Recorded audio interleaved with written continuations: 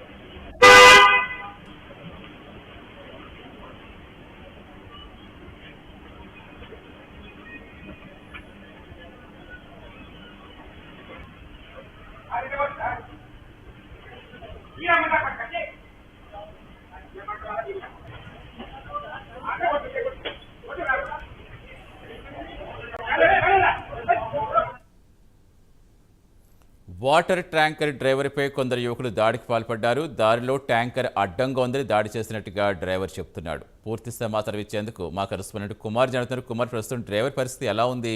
Already స్టేషన్కి వెళ్ళినా FIR నమోదు చేయలేదని డ్రైవర్ చెప్తున్నాడు. అసలు ఏంటి పోలీసులు ఏం చెప్తున్నారు? దేని గురించి ఎఫ్ఐఆర్ నమోదు చేయలేదు? Thank you Satish. మాదాపూర్ లో అయ్యప్ప సొసైటీలో అయితే ఈ సంఘటన అయితే చోటు చేసుకుంది. ఏదైతే సీజీఆర్ స్కూల్ దగ్గర ఒక వాటర్ ట్యాంకర్ నింపుతుండగా ఈ ఘర్షణ అయితే చోటు చేసుకుంది.